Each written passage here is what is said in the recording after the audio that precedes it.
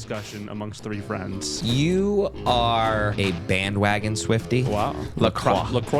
How have you never had a Choco Taco? Well, I don't know what a Choco Taco is. Do you do MMA? Because you're really wide.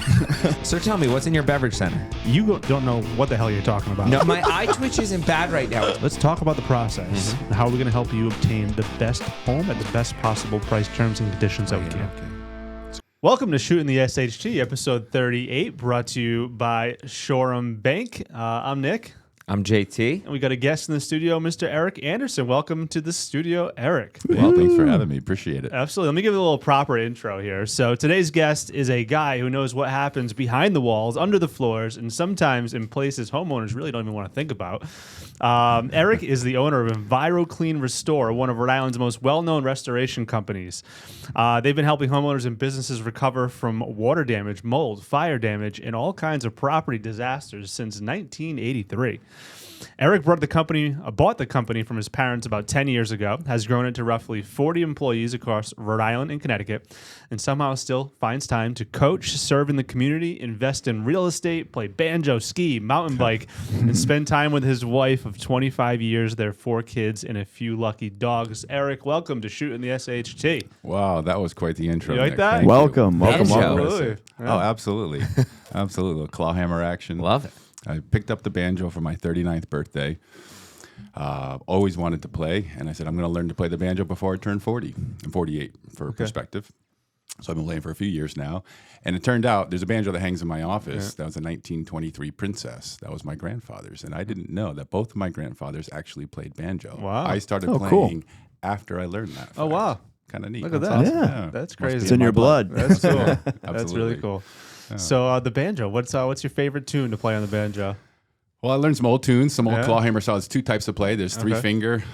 Steve Martin made that really famous. So that's the typical bluegrass that you would hear. And then old timey is the clawhammer, bum diddy bums. And so there's little slides. And so I play some old tunes like that, fiddle type tunes. Okay. And then more recently, last couple of years, I integrate this mantra style playing where I play these Hindu mantras, followed by Krishna Das and these musicians who have integrated the kind of these call and response singing. So I actually lead these group called kirtans, and I sit on the floor with my banjo and I integrate these shamanic practices, and I sing out a mantra like Hare Krishna, Krishna Krishna, Hare Hare, and probably a lot of people think that's weird right now. And Sounds relaxing. It's very relaxing. It's very healing. Or we'll sing the Govinda Pale, and you sing to these deities that really just represent peace, and they represent kind of an opening and a connection with something greater. And there's different paths, and they can mean different. So I started listening to that a few years ago, and then I said, I'm going to start playing this. And I started playing the banjo, and it resonates because the banjo is just a drum head with some strings. And so man, that took a lot of courage the first time to do that because most of, it's New England and we're very judgmental people here. And, so you start doing something a little bit different, and my world wasn't in that world. So I started doing that, and I really enjoyed it. I'm going to have a few this summer. So stay tuned. I'll probably post it on some social when we do that. And That's I do awesome. actually have a Facebook page. It's Kirtans with Eric. So if you ever wanted to follow, if you're interested. I got in to follow that page. Solid. There it is. I love it. And I'll post from time to time so you could actually hear me sing there too. Cool. Nice. That's awesome. That's So cool there's the shit. banjo talk. I love it. Right. I love it. Wasn't expecting that one. Right out of the gate. Right out of the gate, That's yeah. fantastic. Cool. Well, let's jump in kind of how you got into the business. You entered a family business. I got some experience Yeah. there myself. So tell us the story. Like, how did you come into the business? When did that transition start taking Sure. place for you? Let's hear a little bit about Yeah. your background there. I'm a Rhode Island native, and I love this state. I graduated in Ponegants 96, went away to college, Tufts University, and I chose Tufts to go pre-med. I had plans of being a pediatrician. Okay. A couple years out of school, I was working in sales in the .com industry. Watched that internet bubble in the turn of the century, turn of the millennium come and go. And there was a time where I just approached my father. He had been in disaster restoration since 1983. The company was called Insurance Reconstruction Services. In the early 90s, he launched another company called Greenville Kitchens and Bath. In that, they did a lot of new home construction and mostly fire damage restoration. In 2002, he and I were talking one time, and I learned about mold. And he was telling me about mold remediation and what is this mold stuff that's affecting everybody's house, and everybody was afraid of it, and the insurance companies were up in arms. They didn't know how to deal with this. And they said, that's interesting. So I started doing some research, and then that led to further conversations. And ultimately, that's the abbreviated version of let's go into business together and start this company that does mold remediation. Okay. So in 2002, we you didn't do mold before that? No, before that, it was strictly construction. Okay. There was no cleaning. They would subcontract out any of the cleaning, the EMS work, the emergency service stuff. They would use... There were very few companies that would do the drying, so to speak, the water extraction, all that emergency that you think in property damage restoration. He'd come in after the fact, and they specialized. The industry was different back then. It's evolved a lot. Absolutely. Between every part of it, insurance adjusting and all that. We can get into that down the road, maybe. We'll get into mold, but I think even when I got in the business 20 years ago, it was like, spray some bleach on that. You'll be fine. Yeah. So anybody listening still, or whoever's out there, don't spray bleach. It's not effective. But we can get into that too. Yeah, we'll dive into that later. But yeah, in short, let me speed the story up. So we decided to start Enviro-Clean as a sister company to Insurance Reconstruction Services, just focusing on mold. That became my expertise. I took some classes. I left my company, and he gave me a third of the business. We started a new company, and that was my kind of carrot, if you will, as a 24-year-old or so. And I studied Stachybotrys and Fusarium and became an expert. We launched the company, and I was out there estimating, marketing, doing the mold remediation myself. I was climbing into attics with the PPR and the respirators on my face. And these days in the summertime, it's really hard. We get to pay attention to the temperature out there. Sure. So I got to learn all of it and became an expert on mold. About 2 years into that, Hurricane Katrina hit. Okay. And we were just talking about the idea of getting into drying, structural drying after floods. And so we bought these trailer systems called Water Out. And we branded that name in New England, Water Out of Southern New England. So some people may actually remember that brand. It existed for about 15 years here, and that was us. That was Enviro-Clean. And Water Out of Southern New England was our water damage restoration brand. But we had these huge trailer-mounted systems that used heat. It was a brand new technology that used heat and directed heat into water damaged properties to effectively dry them out faster. Okay. And so rather than just fans and dehumidifiers and ripping everything out, we could actually dry things out by just like think of a hair dryer, a clothes dryer. It uses heat, higher temperature, you can hold more moisture, then we expel it outside. Great technology, really simple, and it worked. So we bought 10 of these trailers. They're expensive, and brought them down to Louisiana. We worked down there for 4 months doing commercial restoration work. Wow. We lived in a fifth wheel camper, literally bought a camper, put up our crew in that. We parked it in a trailer park, and we became trailer people for 4 months. I'd go back and forth. My father went back and forth, and we had a really kick-ass team down there that did muck-outs and restoration. Bay St. Louis and Pass Christian were decimated, but we worked in those next areas that you could salvage some of this, and we just did clean out for 4 months. Wow. That got us into the storm chasing work. We started doing hurricane restoration work, and it got us into big commercial drying really quickly. I mean, talk about trial by fire. Sure. I mean, most historic storm maybe of all time. Oh my gosh, right? So yeah, still, I mean, it's the landscape's forever changed. I just watched a documentary on that a few months ago, and it was incredible, and I had forgotten so much about it. I mean, have you seen that? I think it's on HBO, if I'm not mistaken. I just heard about one that just came out, kind of really how much the coast, and it's changing almost daily. Yeah. I think the coastline, they're going to lose a lot of property and stuff there. It's a swamp. What are we doing? Building cities and swamps. I mean, being held by levees, right? Yep. Fast forward, fast forward about 10 years. So this is early 2004, 5, and 2015 comes around. I had been running a couple of things that changed in my life. My family grew to 4 kids in that time frame, and I had been teaching at Providence College for about 5 years. I was an adjunct professor over there teaching entrepreneurship, and I'd written a curriculum for entrepreneurial studies there. I had a blast doing that, and I had contemplated pursuing that path. I'd been working with another university to develop a doctorate of business, entrepreneurial focus, and actually do this. And then my father and I started butting heads a little bit, and we're like, oh no, this is interesting. We've been working together 15 years, but father-son things happen, right? And it's okay. But we ultimately led to a conversation that said, I don't think your heart's in it. Let me buy the company from you. And so, he'd been working in it for many, many years, and we hit that burnout in his mid-60s at this point in time, and it was time. And so we worked, it took us about a year. We worked a deal to buy the company from him wholly, let my parents retire. There was no long time. It was like here's the date, June. It's actually 10 years ago. What's the date today? Oh my gosh. Today is the 4th. I mean, it's this week. 10 years ago this week was when we made the announcement, and we closed in October. fascinating in 2016. So Yeah. cool. That's cool. We announced to the company, Eric's going to be buying the company from me. He's officially taking over. I'm out. Peace. And he went out. That was 2016. It was fascinating. The company was upside down. Okay. We were in pretty dangerous position, and I didn't realize it was that bad, yeah. I had been working and opening up a branch in Connecticut, and my father had kind of backed off, and the person that he had in charge here in the Rhode Island office, he was not doing a great job. Let's just say.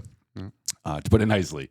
So came back in, we turned things around in a year, and we totally did. I brought in Erica, my vice president now. She's still with me, Erica Dean. She's killing it. She and I got our masters at Bryant together, like 15 years prior, but she worked for Amica Insurance for about 10 years and really knows the insurance game on that side and claims handling. And so she came in to bring a corporate structure because I'm a little bit more loosey-goosey, and we have this perfect kind of real balance.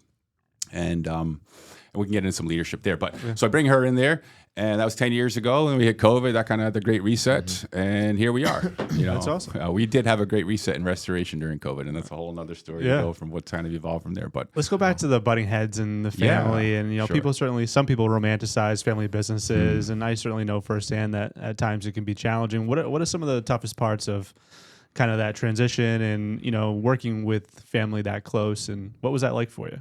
Yeah, I think there's a lot of challenges between fathers and sons that exist. Expectations. Fathers have expectations of their sons, and sons have expectations of their fathers. And I think those lead to disappointment sometimes, broken trust, ideas. I recognize with my father, who was an alcoholic at the time, he's now 6 or 7 years sober, and I'm really proud of him. So that certainly came into play, a 50-year alcoholic, right? High functioning, and people that know my father love him or hate him. We're very different. And I recognize that I'm going to run a different type of company than he ran. And not that he did it wrong or right, and he did it his way, but culturally we needed a big shift. And he was as I was coming in to take over, seeing the shifts in the industry, it was a time he didn't want to make some shifts either. So that created some unique challenges. And so recognizing all of that he and I are different, I had to learn to speak his language. And I recognize two things have to happen for somebody to transition out, to retire. They have to be financially ready, and they have to be emotionally ready. And I look at this on like a quadrant. And he was seemingly financially ready as he valued the company at a certain point. Sure. Right? He built the company. The value was the company, Yeah. And so he was prepared to retire based on selling this property asset, which you do. And now here comes his son who wants to buy the company, who doesn't feel it's worth the same amount of money. Sure. But knows that I have to buy it from him. And I know that he's doing this to take care of my mother, right? To take care of his future. So many dynamics. Yeah. And I took pride in that. Like, here I am, the son who gets to buy this company from his father. Now, you could look at it many different ways. Did I overpay? Yeah. Am I still paying? Yeah. All right. Could I have done it differently? Sure. Could we have? Absolutely. And there's some challenges that I'm not going to say on this that we faced, right? That were unique. But I got to say, it takes someone to give. You got to give in a little bit. You got to be willing to be, I don't know the word pliable, to adaptable to situations and personalities. And I'm really proud that we were able to get through hard conversations. There was some shenanigans that did take place with expectations of looking at how he ran their accounting department and then what was presented to me and what actually was, right? And that kind of stuff. And you're like, okay, but you work through that stuff. And I'm really glad that we did, because I have a 21-year-old and 17-year-old son. My 21-year-old is at North Central at shout out to Air Ventures there. Amazing flight school, Doug, man. I'm so happy with the program that they got going. Anybody who wants to be a pilot or that path, North Central Air Ventures, they kill it. That's awesome. My son just got his private pilot's license. Wow. And at 21? At 21. That's cool. And he's going the commercial pilot route. He's done some really cool things. He hiked the Appalachian Trail in sandals. Like, nice. He took a different path after high school. But my 17-year-old is very entrepreneurial, and he and I can see we'll butt heads, and we do because we're very much similar. But he wants to get into business like this, and I said, let's go do some stuff. And I'm excited about being able to, having worked through things with my father, and quite frankly, my mother is amazing. She's a saint, and so I think that I don't want to lose sight of that too, and the gratitude I have for her through all this, and that middle person that she would often play of just kind of keeping the peace between a father and son that moms often do. Yeah, right. Absolutely. Very cool. But I got to tell you right today, at 48 and whatever my father is, he was born in 52, our relationship's never been better That's good. That's great to hear. in our entire life. I know So for me, pretty one of cool the biggest stuff. challenges is separating work life and personal life. You know, it's you're at Thanksgiving table, you're at a kid's game, and it's like conversation always goes back to work, and it's hard to separate those two of the father-son relationship and the business partner relationship. And I know that's one thing that we've struggled with, and I try hard to, keep it to that personal level at times too. But it's something that you're always working on, and it's hard to avoid. That's for sure. But It's a unique challenge, definitely, because I want to talk shop with him. I worked with him for 20 years. Exactly. He has no desire. He's like, I don't want to hear it. I don't wanna know. Are you okay? I don't want to hear it. I was like, all right. That's awesome. Cool. So you've grown now to about 40 employees. What changes when you go from managing people to building leaders? Like what's that cultural shift looks like? I know we talked about this at lunch recently. So what are some lessons you've learned on that front? Yeah, leadership's challenging. It's especially challenging for somebody who wants to unplug a little bit more, I would say, as the world is plugging in more. And I find that I have to surround myself with incredible people. And as I do that and I recognize people for their gifts and their strengths and help foster a community and a culture that allows them to work on those even more so, I can do less work, And I don't mean it like in a lazy way. It just means less work there so that I think productivity is the key to happiness, right? If you're productive, then you're going to find purpose. And so if I have time, I fill it with something. I never have empty time, it feels like. And so when I create freedom because I've allowed somebody that I've now trusted to do something that I once did, I'm taking that time and creating something better. Sure. And I love that. And so what we did recently in our company, and we just announced it actually yesterday, I've created something called the 3 pillars of balanced leadership within our organization. And our 3 pillars, I often think of a Venn diagram. So you got 3 circles intersecting with the overlap in the middle. And I love Venn diagrams. I love taking 3 things and finding the sweet spot in the middle. I think everything can be broken down that way. In business, I break it down to 3 areas. So we have our culture, our employee morale, employee engagement.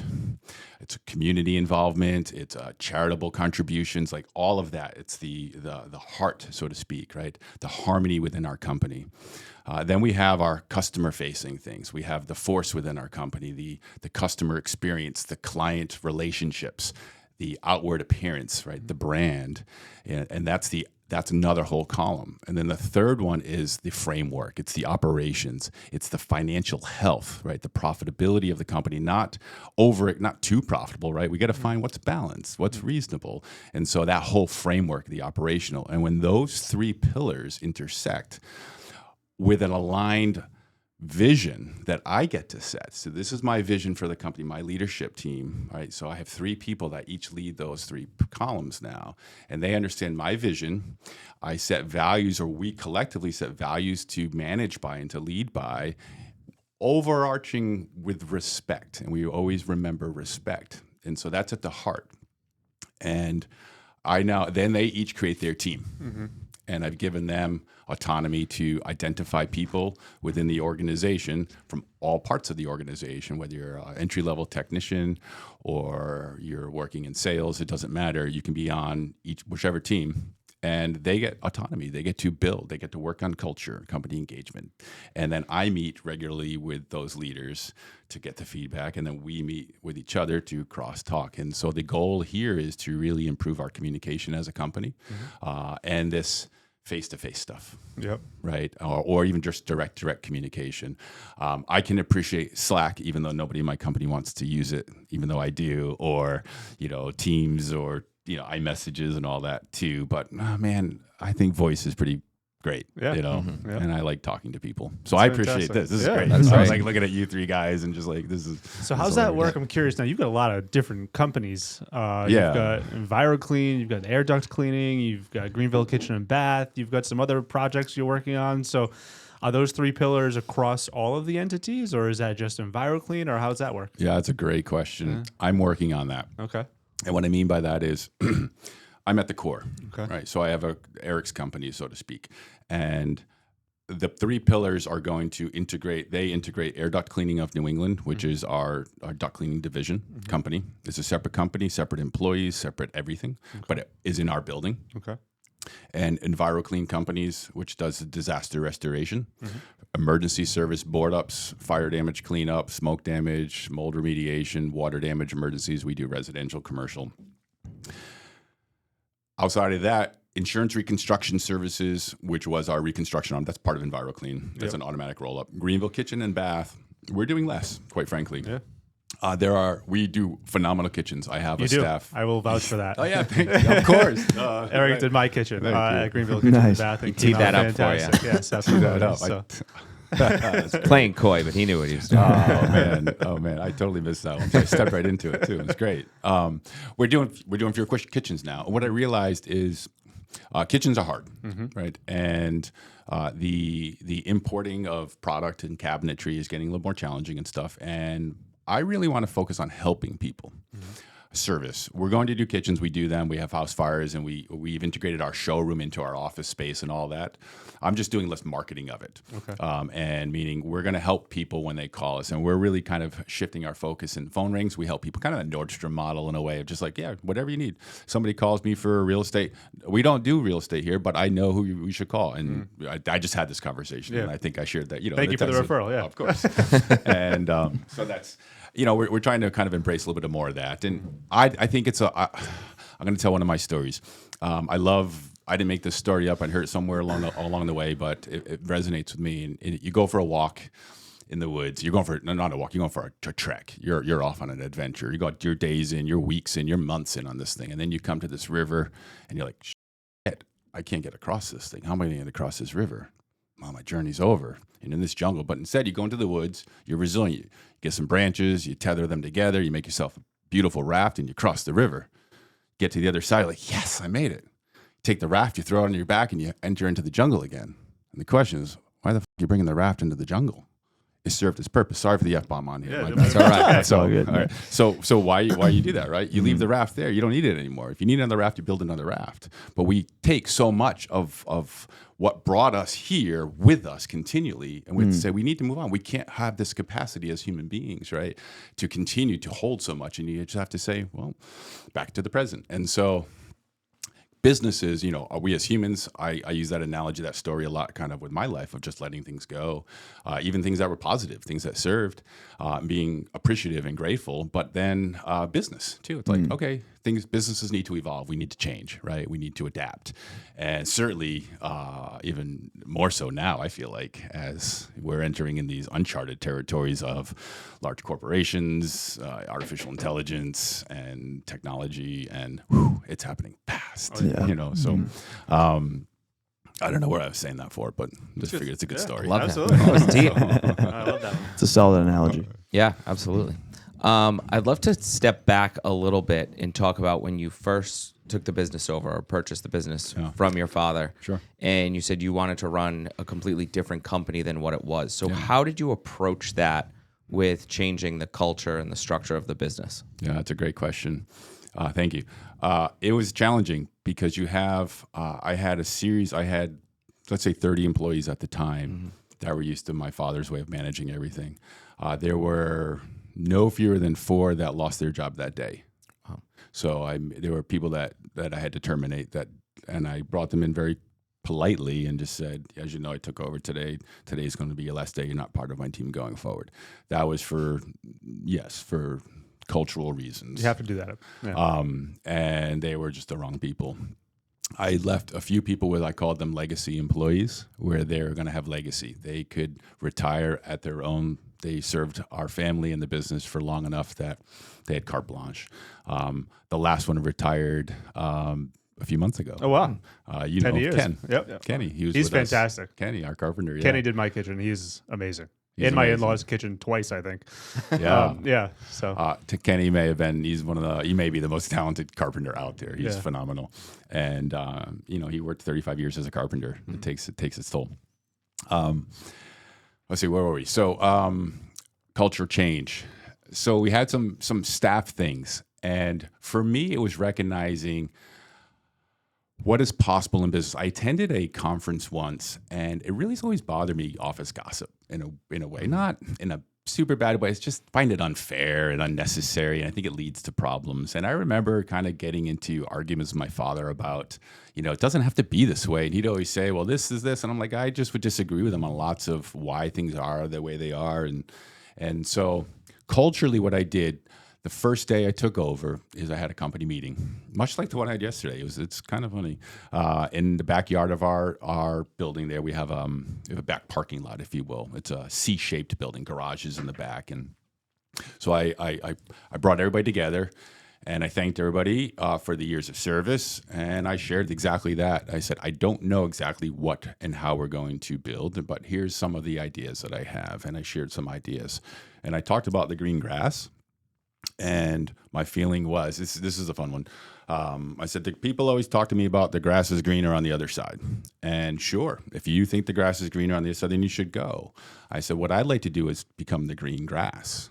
And how do we become the green grass that other people are attracted to? What are you doing in your job every day where you're saying, you're going home and you're telling your friends and family, I love my company, I love my job. And they're like, can you get me a job there? That's how I know we're doing it right. And I would tell this story about becoming the green grass. And then I used to say, you have to fertilize that grass. I'm like, fertilizer, we don't want to put the chemicals on our lawn. We want to cultivate. So we've become now, instead of the green grass, the community garden.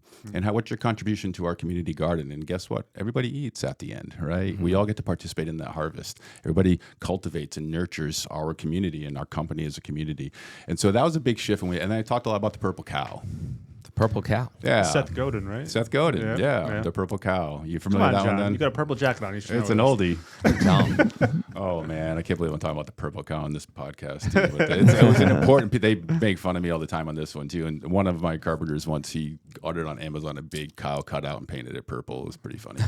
But in short, you head west on the highway and you see a field of cows. And us from Rhode Island, like, wow, look at all those cows. And you see more cows and more cows and more cows, and eventually the cows blend into the landscape.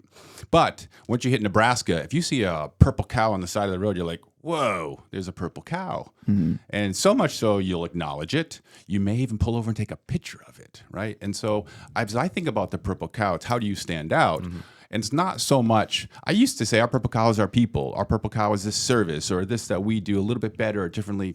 It's not about that, because that's about once somebody tries us, they want us. We know that. If somebody's been using one of our competitors and they give us a try, they're going to see the difference. But I got to stand out. I need them to call me instead of our competitors that do a better job marketing than us. Like I've got competitors just like you guys that do phenomenal job selling and marketing that I can't keep up, and I'm not as good at it, I guess, right? Or something. And so the phone call goes to them. So be it. That's the nature of business. And I think that's the purple cow. How do we stand out? Okay. And I struggle with that one still. I don't know fully. We have our ways. We have Nate. Well, this is a great purple cow. You guys are killing it. This is slinging. This play to your strengths, awesome, right? Man. Play to your strengths. Now, when you had that meeting that day, I know you let 4 people go. Yeah. When you said and you talked about the future and where you were going in the green grass, did anyone leave? No. Awesome. I don't think so. We were talking, Erica and I were talking about that the other day, the number of employees that have come through, and I could tell a story with every single one. We've employed in the last 10 years in Rhode Island about 200 people. Some people left for better opportunities. Some people were fired. Some people were laid off at different times. Financial reasons for our company when we've hit, since I've owned the company in 10 years, we almost went out of business during COVID. I should have. The SBA, I worked the SBA and I got an idle loan to stay in business. I kept everybody employed. I didn't lay anybody off. That's great. We only let go of the people that I knew I wanted to kind of anyway, that year. And so we were able to kind of use that as an excuse, so to speak, of just kind of like sharpening ourselves. But man, I was grateful. Yeah. And then you start, like, quite frankly, for me, I'll go there like, well, wait a second. As we start whatever truths you want to decide on COVID and that whole stuff, but you start realizing it. I didn't cause this shutdown. I didn't, and I it's funny. I have a video of me wearing 2 weeks into this. Remember the radars, bloop, bloop, it would pop up where COVID was popping up in the world and stuff. And I have a video of me discussing, I thought that was on vibrate, discussing masks and respirators. 2 weeks into COVID, before everybody started, arguing over what's effective and what's not, and to this day, it was spot on, 100% right. Yeah. I was really proud of myself with that. Wow. One. There you go. I was like, because you need the P100s and the N95s. But, Yeah. Yeah. It was stuff You did know. nothing, right? yeah, I mean, it was a really fascinating time, but we survived it. You did. That's for sure.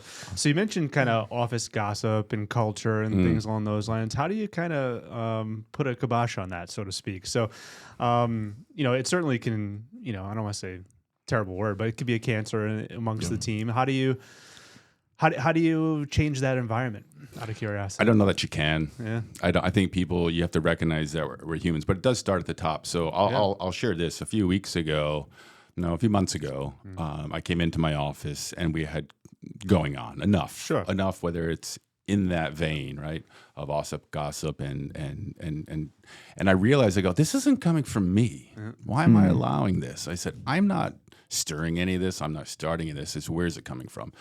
And I do think it comes from one person. I think if you got what you think is a problem in an office, I think you got a person. I think that's what it comes down to. And you can Other people buy in, they kind of follow the lead, and then all of a sudden it's just chitter chatter all over. You the got place, somebody right? that's going to stir it and whatever. And so Nate, quit this. Very pointed. I guess you guys brought me here for a reason today. Intervention. It's an intervention. We need to have a chat. But I think it's a checks and balances too. So my idea of this leadership council that we've created with this three, my hope is that this is going to help alleviate that. That's great. It's going to give everybody a voice. How do you go about finding your leaders? Do you find them or do you develop them? Both. Yeah. I think it's both. Yeah. We having employed a bunch of people. Do you look for certain innate qualities in someone? 100%. Yeah. Nobody aspires to be a restoration contractor or anything in my company. No, yeah, right? that's fair. Yeah. And nobody even knows about it really until like they fall into it. And we've got some new hires in the last couple of months. And I looked out at everybody yesterday and I said, this is the first time I really like everybody in my company. That's great. I really like everybody. I'd go out and have a beer or a coffee with everybody and or take you to lunch and talk.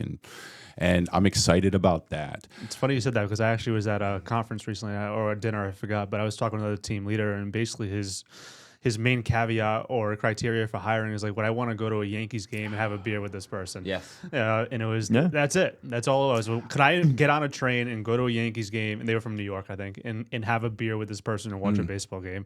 And that's all I care about, you know? And beyond that, that's basically the bottom line criteria. I think there's a lot of truth to that. Yeah. For sure. If you really think about why that is, being able to carry a conversation and just like the logic of being able to do that. And honestly, as an owner of a company, I don't want to be annoyed by somebody every day. Sure. You know, so and people annoy you, right? Yeah. I think that's the trick of marriage is you find one of the many reasons. I've been married 25 years and I can give you all the keys to a successful marriage in my opinion.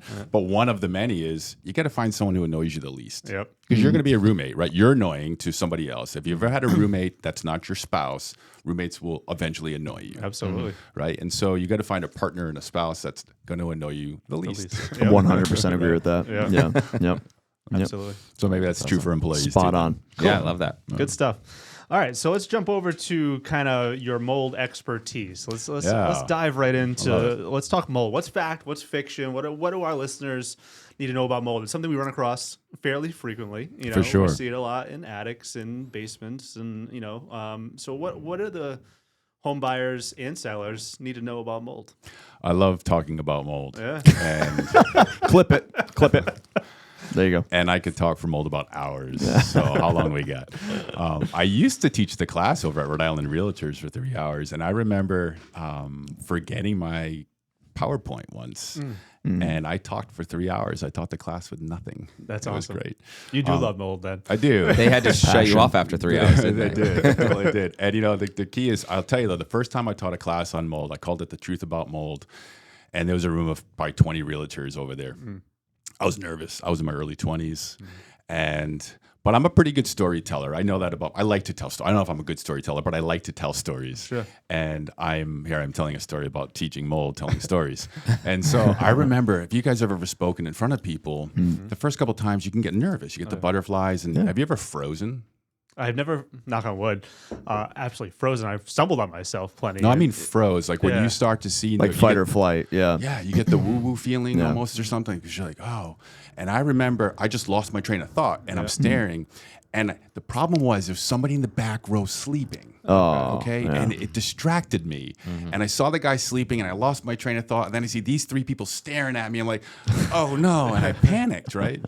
And so I realized at that point, and I said, this is great. I haven't thought about this memory in years, right? And so I panic and I'm frozen. I don't know what to do. So I clap really loud. The guy picks his head up and I go, man, the guy in the back is sleeping. This must be really boring stuff. And I owned it, right? And I said, I'm sorry. And I said, this is the first time I'm making this presentation. And it was given to me. It's actually not I didn't write the presentation. I was using one that was provided by the school.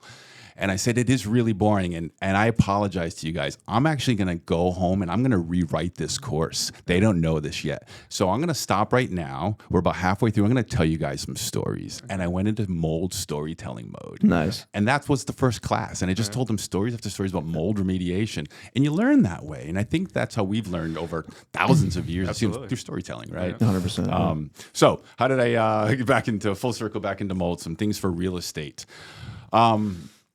I would say there's a lot of red flags, right? And mold is nothing it shouldn't kill a deal.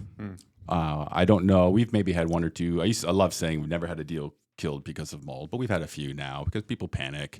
And sometimes it is really bad. And so it doesn't become cost effective in that transition or something. But I think like the most expensive residential mold job we've ever seen is around $30,000. And you could pretty much, gut a house for that. So on the inside. But generally speaking, mold jobs, we see them in finished basements a lot around here, especially the old finished basements where you got, 9x9 asbestos tiles, the carpet on top of that and some old paneling. And the person has lived there for 70 years and she just moved into the nursing home and now the house smells musty and all that. Another thing is mustiness. Mustiness doesn't mean there's a mold problem. Musty means there's a moisture issue. Yeah. Where there's moisture, there's often mold. But my house is built in 1740. Basement smells a little bit musty, but I don't have a mold issue in my house because it breathes too well, especially in the winter time. But So what's the biggest myth that home buyers should know about mold? Like one thing I often hear out in the field, I'm sure John can attest to this, is, oh, that's not black mold. Like that's not even a real thing, right? Like, I love it. Yeah. What is, give us the story on black mold or mold that's okay and mold that's not okay. Great. So let's hear it. Okay, so mold in New England, we have to consider about 20 different species of molds. It really doesn't matter in real estate. Of those molds, there are 3 red flag molds, Fusarium, Chaetomium, and the black mold that you're referring to is called Stachybotrys. Okay. People don't realize that's what they're referring to, but that's the media sensationalized mold over the years. Stachybotrys? Stachybotrys. I'm going to bring that Remember out that. at showing next time. That's that's not black mold. It's Stachybotrys. Well, you don't want to say actually- Stachybotrys. Okay. Yeah. So here's when people call, hey, I want to know if I have black mold. Bring, right? And we'll say, yes, ma'am. What color is the mold? She says, well, it's black. And you have black mold. What they're really asking is, do I have mold that's going to make me sick or put my family in harm? That's what they're asking. That's all anybody cares about. Aspergillus penicillium is 17 different species of molds. That is a light that comes from water damage. That mold will cause allergies. It causes flu-like symptoms. Aspergillus can also develop in the lungs and develop something called aspergillosis. It's an infection in the lungs that can lead to disease. That's dangerous. Over prolonged exposure, over a sensitive individual, and massive quantities. I'm not a doctor. Quick. I'm not Disclaimer. a doctor. Disclaimer. Yes, Disclaimer. absolutely. Okay. And even though I may play one on TV sometimes, but I know mold, and I know the health effects. I read enough studies. I've done this for a long time. We want to look for red flag molds that come from water damage. The black mold, as you say, is it toxic mold? Well, toxic mold comes from the idea that mold spores release something called a mycotoxin. A mycotoxin is a poisonous gas. It's MVOCs, microbial volatile organic compounds. That's what releases that little musty odor that you have as well. Now, as you breathe in those mycotoxins, if you're sensitive to that particular type of mold, then you may have a reaction. Black mold, Stachybotrys. There are some very well-publicized court cases from the early 2000s. The Ballards down in Texas had a first $1 million lawsuit, like $32 million lawsuit for Stachybotrys in their kitchen that the insurance company denied coverage. They sued them and they settled, but they developed and they had doctors link certain health effects with that type of mold.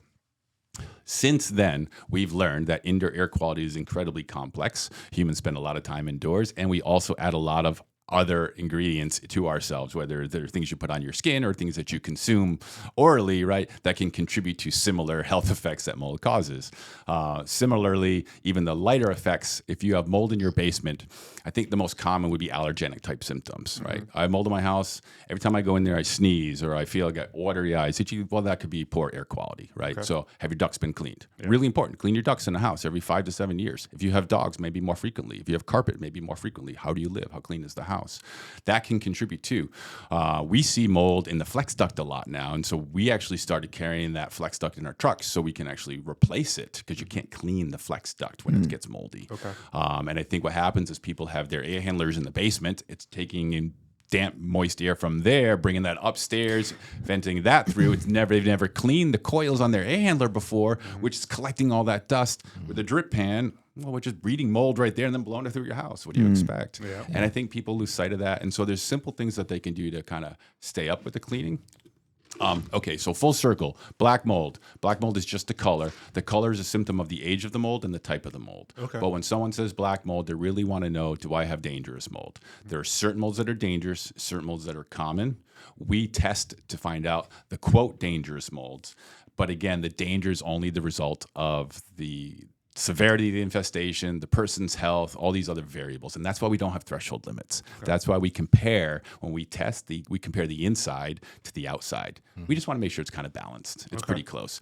There are testers that'll really blow that out of the wall. Well, you know, we tested in the wintertime and you only had 6 spores outside and you have 80 inside of this. Well, 80 spores inside is not an issue. If you had 80 spores of Stachybotrys, maybe. But I could probably pinpoint where that problem is. Okay. And so I like that data. I love looking at that stuff. One thing I wanted to add. Can I keep going? Yeah. You want to ask another question? Yeah. Is it good? I had a quick question. Yeah. I might be freezing right now. What was it? I know what it is. Okay. Is there any mold that is safe that you wouldn't remediate, or is like you see mold no matter what type it is, you're looking to remediate? Like, how is that?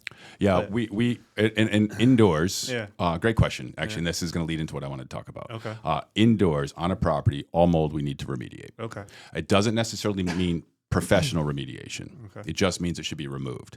And the key too is not killing the mold. Spraying bleach is not an effective way to clean it. Okay. So real short, how to clean mold is about mold removal, because if you kill mold, you haven't denatured it. Dead mold can still cause allergies. It can still cause a negative reaction within the individual.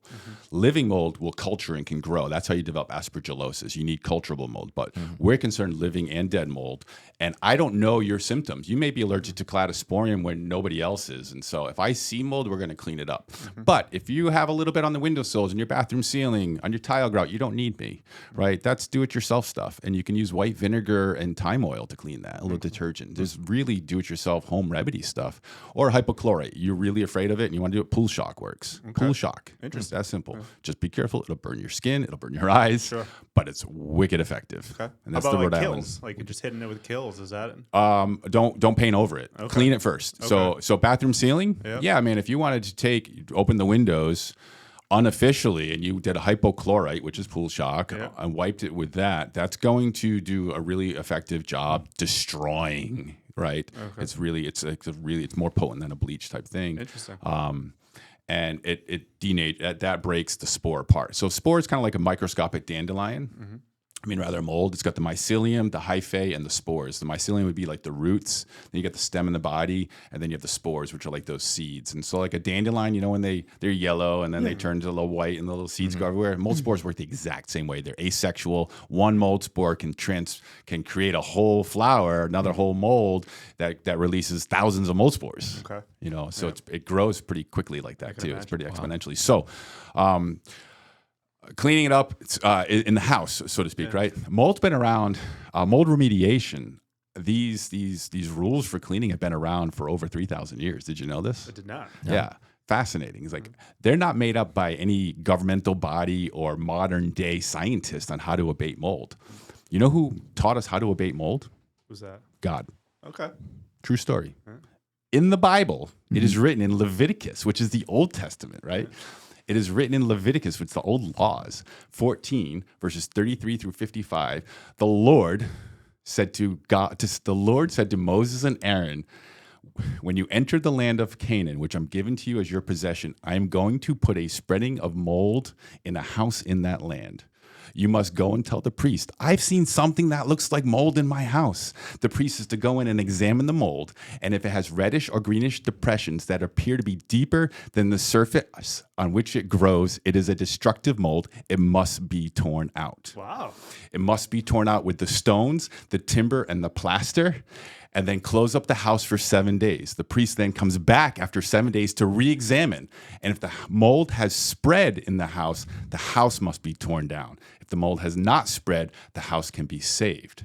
Then the priest goes and gets 2 birds, okay, and brings them back with hyssop, cedarwood, and scarlet yarn, rips the head off of one of the birds, and sprinkles the house 7 times with the blood of the bird to make atonement for the mold. That's in the Bible. Get out of Isn't here. that crazy? That is wild. Learn something new every day. How much do you guys charge to spread pigeon blood on the? Yeah. So we just opened up our bird sanctuary right behind our office, and we're bringing this in. So we use something called a disinfectant instead. Yeah. So we have these EPA registered disinfectants to atone for the Probably for the more mold in the effective, house. yeah. But it's about mold removal, and I just found that fascinating. The stuff that you can find in the Bible, right? Like I'm really into it these days. Like I've been studying like. Especially this today, right? With all the disclosure happening, right? And whether that's cover up for stuff or what they're releasing and what's true or not. But you go into the Old Testament and you start reading Genesis, and then you get into realizing Genesis talking about Enoch, and then you look at the Ethiopian Old Text and the book of Enoch and the land of Nephilim and the giants coming down and mating with humans. Like this is all in the Old Testament. Aliens are in the Old Testament, right? It's like, so we got mold remediation and aliens that we can talk about that, right? From that old book, 3,000. I did not expect we were going down this road. No. So that's fantastic. Really neat stuff. That's cool. I was just really impressed. I'm going to say this with myself right there for Absolutely. basically quoting scripture right almost there. a chapter. Remember the whole thing. Wow. You guys have to check that, double check that, fact check that, right? Leviticus I trust. 16, 30. Leviticus 33, I'm gonna look 14. that up. Leviticus 14, 33 through 55. Awesome. But it does talk about mold and defiling on clothes as well, and a few different things. But real quick, the key to that was mold removal. Did you notice that? He didn't say go kill it or anything. Right. He just said you got to remove it out. Right. And then it's going to come back. And it came back because they didn't correct the source of moisture. Yep. Right. Probably a clay house with leaking roof. Sure. So water's coming in. Of course, Right. you have mold. Yeah. Right? Right. So, What's the craziest mold story you've seen? oh, good one. Craziest mold story I've seen. Okay, I've got it. Oh, there's a lot of those. I mean, I'm sure. A couple of times, I'll tell 2.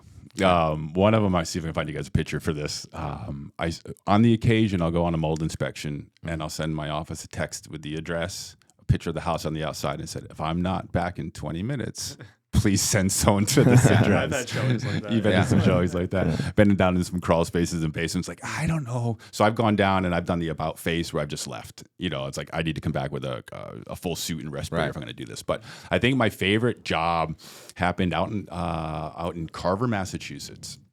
And not my favorite job, but this customer was. I thought that was fascinating. interesting that you said favorite. This customer, I could just hear his voice in my head. That's why he's got this kind of crass voice. But it was a raised ranch, and he had mold in behind the washer and dryer. And so he called us, and he's claiming that he's got mold all over this house. And so we open up the wall behind the washer and dryer, and sure enough, it's full of mold. The bay is all full of mold. Moisture. It's all black, all the back of the sheathing and everything. You follow me? Yeah. So I'm looking at this dryer, like, where did all that water come from? Like, that's heavy growth. It wasn't just like, I mean, it was thick, like peach fuzz. Okay. And so he's dumping moisture. And then I look on the back of the house, and then because you go on by side, and I'm like, come back inside. Yeah, washer and dryer. Go back outside. What's missing? There's no vent. No vent at all. No, they had the dryer venting into the wall cavity. Wow. Okay, so that just opened up the can of worms for this guy. Quick aside, when I bought my house, they had the dryer venting into the garage, not outside. So there was this lint all over my garage. Oh my god! It was like, why would you not just, like, the exterior wall's right there? Like, why would you not just? That's ridiculous. Craziness. Yeah, so it was lint everywhere. Sorry. No, it's exactly. You experienced it. So this is going into the wall cavity, and so That's crazy. As we sent our crew to do some remediation, and we found mold around the entire perimeter. So raised ranch, right, the whole split level down below, mold was every single bay. And I said, well, my logic says the dryer could not have caused the mold on the other side of the house. Okay, I know we're dumping moisture into this wall, but there's bays and insulation, like there's interstitial space that we can't. Moisture's not going to travel over there. I said, there's something else going on here. So we went upstairs and we did some test cuts in the walls. And sure enough, that framing. So everywhere in this whole house. So basically the house was enveloped in mold, right? So the craziest part is we really start to investigate. We measure the distance of the soffit. This was a modular home. The roof was crooked. So it was about 3 inches at one side and let's call it 12 inches at the other side, or whatever, 18 or whatever that would have been. Like it was just like crooked. And the windows were installed upside down and half of them weren't flashed. And so like this guy hired a really lousy quality build. So this was a poor construction project. It started as the drive-in. That was the first clue, and on and on and on. But basically they sealed up a wet house and they continued with ongoing areas that would introduce new water. Hence the house. Our last visit there, he didn't hire us to keep going remediation. He ended up pursuing and doing stuff himself. So we only did that bottom kind of exploratory stuff. But I do remember driving by this house. This is just gave me the chuckle on this one. I drove by the house months later at that point. Now, this is probably 20 years ago, this project. And it was literally just the sticks. It was like a newly framed house. It was gone. You could see windows were out. You could see right through everything. It was like someone was just framing a new house. Start over. Start over. That's wild. Yeah. Talk to me about efflorescence, something we see all the time on basement walls. Is efflorescence mold? Is it something to be concerned about? Is it just moisture coming through from the earth through the foundation? Let's hear some more. But something we see all the time. Yeah, it's not an issue. Not an issue? Not an issue. It's like going for a jog and you come back and you keep your shirt on and your sweat dries up and you get the sweatband left behind. Okay. It is indicative of moisture. Yep. So if the basement is finished, certainly then I would be cautious. Right, it's a red flag saying I've got efflorescence on an unfinished side. I've got a finished basement over here. What's going on with the moisture? So then you just look for other areas. What does it look like at the base of the boiler? Right? Is there rust? Sure. Base of the drywall. Yeah. You know the signs for water, right? Yeah. And that's what I would say. Cleanup. I used to joke because we do a pretty good job of identifying that before going out just for that kind of inspection. But if they have efflorescence, you may see it you may see mold growing on the joists overhead, right there. It does say there could be moisture. Is it a one-time flood that left it behind, or is it an ongoing moisture issue? But I used to say, yeah, just scrape it off. You can sprinkle it on your eggs. It's salt. It's all it is. Yeah. It's good to know. It's literally just salt. So I don't know if we've really dove into it. Maybe we have, but talk to me about like mold in the attic. Something we see a lot of these days too. Yeah. You've got a bathroom venting out to the attic, not to the exterior. You see, black mold or whatever on the roof sheathing. What's the process to mitigate it? What's, like, in a nutshell, layman's terms, what do you do to ensure that property is safe for that homeowner going forward? Yeah, great question. We see a lot of mold in attics. Yeah. And people often, it's usually real estate transactions because people often don't poke their head in the attic until, right? I will say this, and I'll say it on the record. In my experience, in our testing experience, I don't have this in a formal study. Attic mold generally stays in the attic. Okay. It's very similar to a lumberyard mold, although it grows from conditions. Often, not always. And that's why I say, so most of the time when we test the air quality in the attics that have a moldy sheathing, it's not affecting the air quality in the house. Then there are... I sold my mom's house and the attic was full of mold. I'm like, great, I just grew up in that house. but it's normal. That's what I'm saying. It kind of just like lumber sitting in a lumber yard, right? It just stays on that surface. And generally speaking, it's a cladosporium and ascospores. I'm sorry? I said, yes. Yes. Cladosporium, basidios. Yeah, these types of molds. Fine vintage, this cladosporium. Yes. Nick, what's black mold? Stachybotrys. Stachybotrys. Do you know? What was the name of it? Stachybotrys. Do you know the name of the bacterium that caused the Black Death? Ooh. Anyone? No. Yersinia pestis. Wow. You reading that book right now? Is that in the Russian? It's just previous knowledge. That's good. You're dropping knowledge. You should go on Jeopardy sometime. Stop. Yeah. Maybe I will. Remediation attic. You should. Have you applied yet? You tried? No. You got to try. Why not? Just Right? do it. Yeah. Why not? I've applied for Survivor. You have? Yeah. I could see you on Survivor. I could definitely see I got a you call on back Survivor. once, and then they ghosted me after that. So we'll see. That'd be great, man. I would love to go on that show. I could film your audition. Let's do it. Yeah. But in short, attic mold, we do always clean it, right? And so it can. There's variables that can certainly affect air quality, especially storage, the pull downs, people using the attic. It's usually the result of inadequate or over ventilation, right? Too much inadequate insulation, too much insulation, Or right? doesn't breathe, or the attic's not breathing right. And so warm air from the house goes up into the attic, the cool air up there, and then you get condensation. That dew point occurs on the sheathing. It should be occurring in that insulation. That's usually, so in the wintertime, you might see crystallizing around the nails. So sometimes the early stages of it that say you're not going to have a problem, but you are teetering on that edge is when you see rusty nails. Okay. Rusty nails or a little bit of that black staining around the nail says you're getting a little bit of moisture up here, right? Just be aware. And then maybe you want to get a little bit better of ventilation or something at that point in time. Cleaning it up. We have our way of doing it. I always ask what's the age of the roof, first and foremost. If the roof is in the next 5-8 years, it's a numbers game at that point in time. Does it make sense to replace the roof, replace the sheathing with the roof? Or does it make sense to go clean it? Our variables, an attic's going to cost anywhere from $2,500 to probably $8,000 to do the remediation in an attic.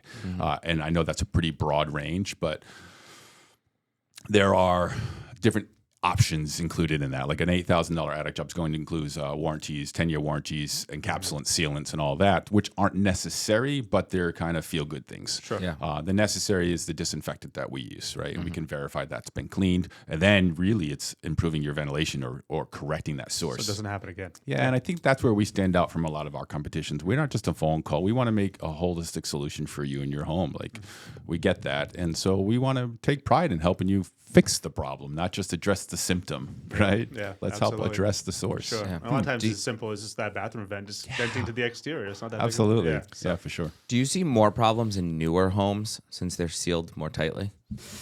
Yes. Yeah. Yeah, hands I've down. noticed that For too. mold, hands Yeah. down. Yep. I think it's a matter of younger wood. So we do know that the pine that's used and OSB board, you're breaking it down. It's all glucose, keeping that stuff together. The young pine has got higher sap content, so that's a better food source, I think, and softer. Old fir, you're not going to see it on old fir in these houses that are 100 years old. Right, yeah. Mold doesn't grow on that. It's too hard. Cool. Awesome. Anything else you want to share on mold before we move on? I know. No, it's all right. I think it's really simple. Listen, if you're concerned about mold, find an expert. If you want me to be that expert, great. We have a great team. We train them really, really well. I don't go out to many houses anymore. Sure. I've been doing this for 25 years, but on the occasion, I do like to stay fresh. And so we do some inspections. But no, I think there's a lot of, I'll just say this. I think there's a lot of overhype on mold still. I think people are naturally afraid of it because they don't know about it. But it's been around. It's an essential part of our ecosystem. If you garden, you are breathing in mold spores.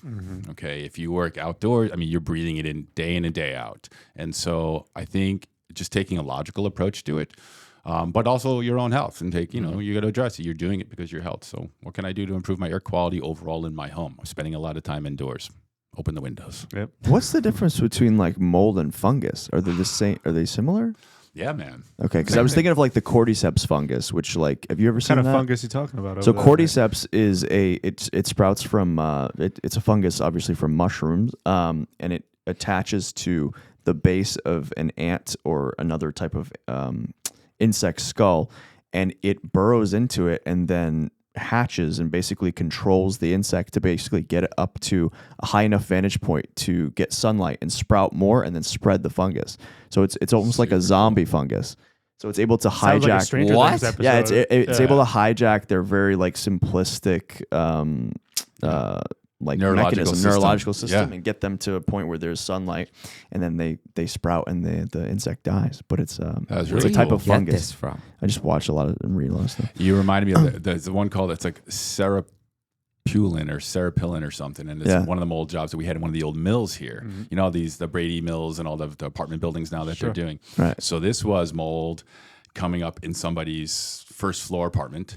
And these big, they look like, when you roast a marshmallow, how it starts to expand. They look like that, right? Yeah. And you can almost see them growing before your eyes. Serapillin. And what's really interesting is it's got like a mothership almost. It's attached to with this tube. They all are always attached to the mycelium, but it can go miles underground. This one, and it literally pumps the water. And when it feels threatened, so as we threaten this for this remediation, okay, it disappeared. Yeah. right? And it went back, and it came up somewhere else. And so cool. we had to track this in this mill. We're ripping up floors all over this place. Like it was like almost like you're chasing this thing down. had to We find found the the source. mothership. Yeah, we found it intense. like 2 units over. That's It was a really crazy. wild That project. is wild. So sophisticated, Cool. yeah. Wow, Those that's kind of a systems. neat one. I don't even know if it affects air quality, but we had to address it. So, Science, Yeah. Insane. Insane. Cool. All right, let's shift gears. So let's talk about more real estate investing. So you've kind of gotten into the game here. Tell us about your place out in near Yellowstone, Grand Tetons, right? Oh, thanks for asking, man. Yeah, I'll absolutely. give a quick plug on that. Yeah. I've always loved the real estate world, Yeah. and I think that it's a neat way as a young, as a 48-year-old, dad, 4 kids, kind of looking ahead at my legacy, what I can have for my kids, and ways to give back even. And so I flew out to, took my family, my 4 kids and my wife. We did our big Yellowstone trip in 2021. And we, 4 Airbnbs. It was about 2 weeks long. We went to the different parks out there, Yellowstone and Grand Teton National Park, and spent some time in Montana. And really outdoors fun stuff. And I fell in love with the other side of the Grand Tetons, a place called Driggs, Idaho. Driggs is known for, Jackson Hole. Yeah. Everybody knows Jackson Hole, and Jackson Hole is full, right? Jackson, and if you come around the Teton Pass into Idaho, there's this beautiful valley. You have Victor, Driggs, Teutonia, and there's space, and there's Grand Targhee Ski Resort right there, which is amazing in the Grand Targhee National Forest, with the Grand Teton behind it, and there's whitewater rafting, and there's world-class trout fishing and floating. There's world-class skiing and backcountry skiing, mountain biking, downhill mountain biking. You get it. Then you have Yellowstone, and Yellowstone's amazing. And Grand Teton National Park, I love. That's one of my kind of favorite. vacation, yeah. You love it. Yeah. So go use the place, man. Yeah. And so fell in love with this area. That was it. It was just, we loved it. I came home and I said to my wife, I go, I'm going to build a house out there. She's like, what? I said, yeah, I feel it. Just like that kind of conversation. And so I would always just kind of check realtor.com and just kind of looking for land. And one day I caught the day it came on. They moved the airport strip a little bit, some old farmland, and they had this really cool development put out there, open land in between. Bought a lot to sit on. I said I was going to sit on this lot for a little while, and decided. Then my son took an avalanche rescue class. Okay.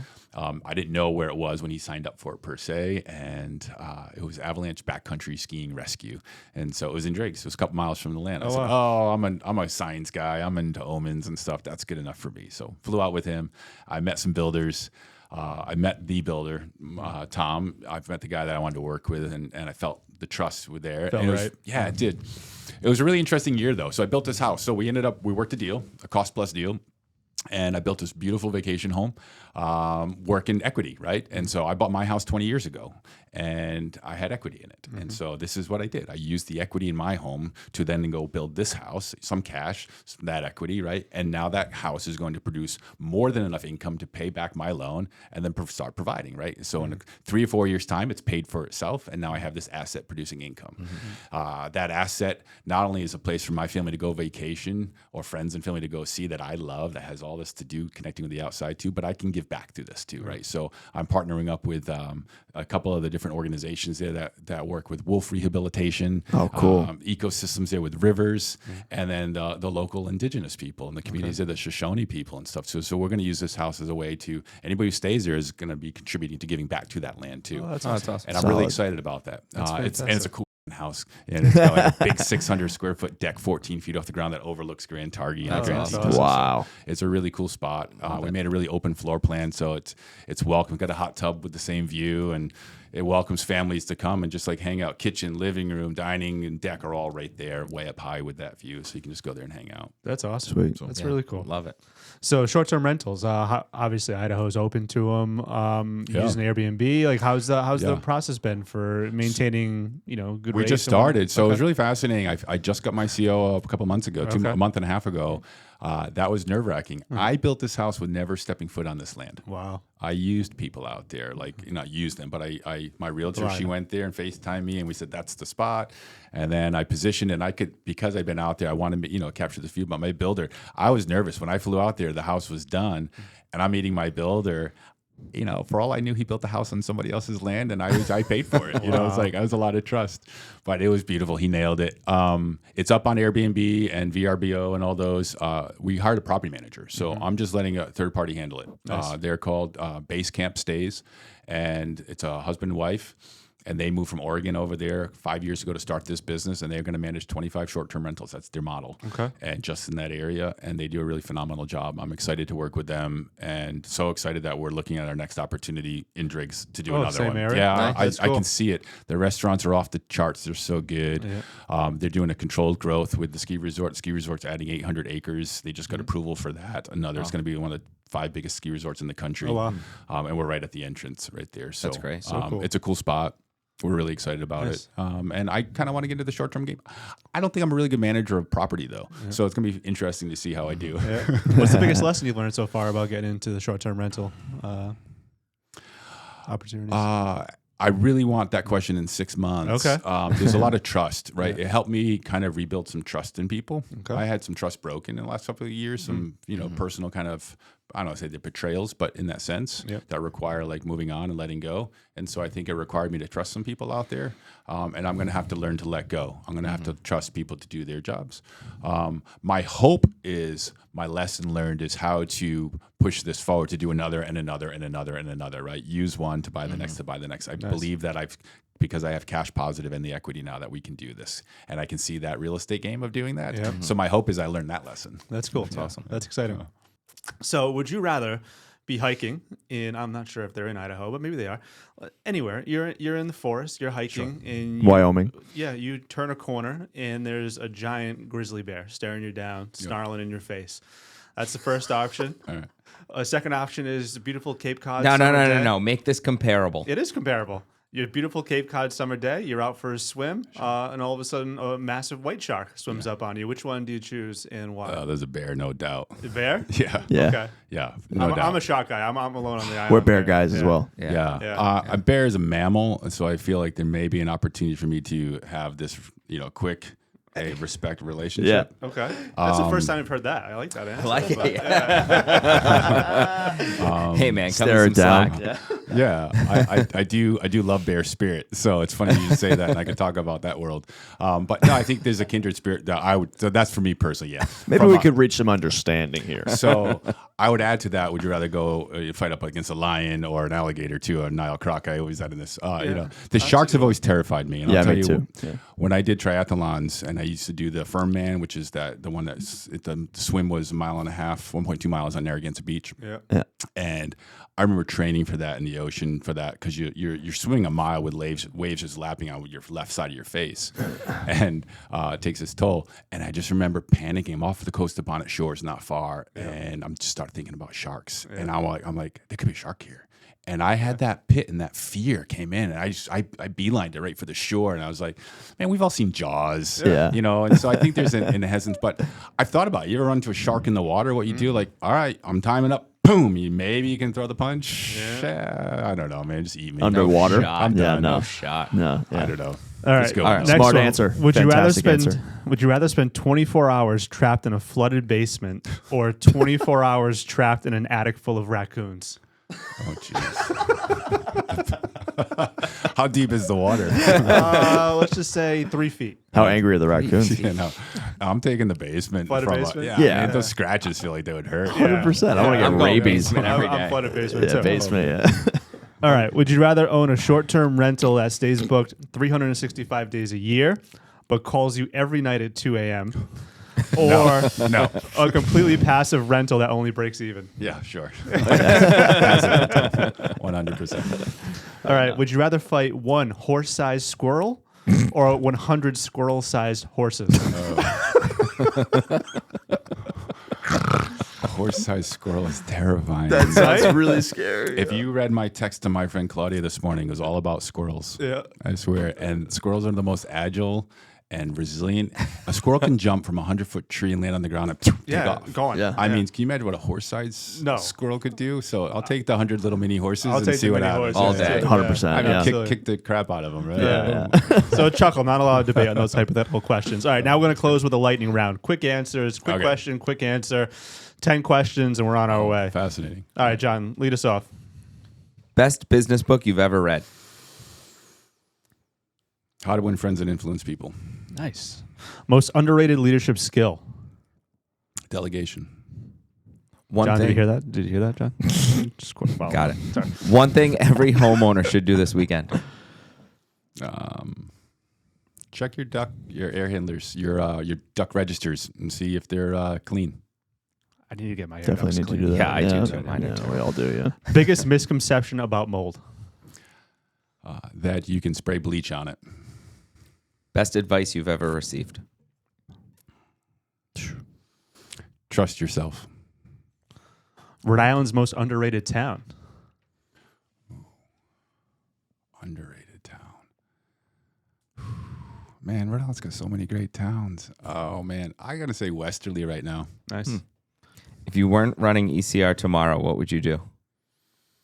Or in an ice cream shop. No, I mean, I'd get lost in the woods. I'm writing books now. I just wrote my first book. Oh, awesome. I'm working with publishers. Wow, right congratulations. Now. We're going to get into that, actually. That's cool, yeah. That's awesome. And I'm really excited about that. So my plan is to continue writing, and I'm working on a second project with a well-established author right now. That's awesome. So, yeah, pursuing some writing is going to be a big part of my future. That's cool. Love You it. told me about that at lunch. It's fascinating. Yeah, So cool. We'll have to have you back on it sometime so we can keep That'd be going. great. Yeah. Yeah. For sure. What's one thing you believe about business that most people do not?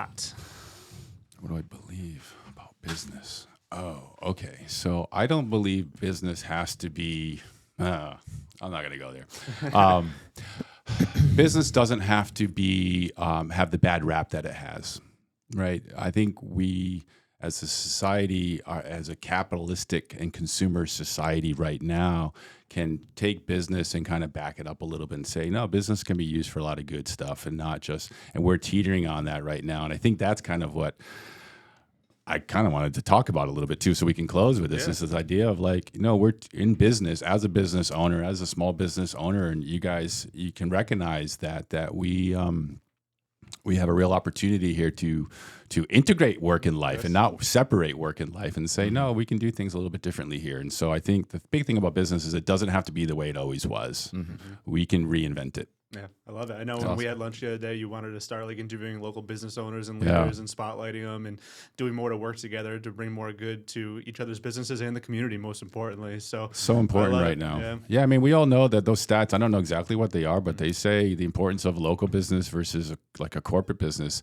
It's like 35 to 45% of the money that was pulled in from that business, if it goes out, if it's from a corporation, right? Or like a large, it's going to leave. So it's really important to take care of our Rhode Island companies and our New England companies and stuff Absolutely. too. Yeah. couldn't agree more. Cool. Well, you've been an awesome guest, Eric. I I've had a appreciate it. blast. Thank you. We typically end with a little rating, give the podcast a rating, 0 to 10. Anybody want to lead us off? Johnny boy. 9-4. So we go 9-3. I thought it was a great conversation. Yeah, that was a good pod. Yeah. That's a big number. Great. Big number. I have no idea. I had a great time, Yeah. and I'm really impressed. I'm gonna say this is like I didn't know what to expect. I've Sure. seen the clips on social media that you guys post, and I'm really impressed by your work. putting that Oh, together. thank you. I appreciate You guys that. are natural conversationalists. Like you nail it. All of this, the whole setup is fun. I'm wild right now. Cool. That was a blast. Yeah.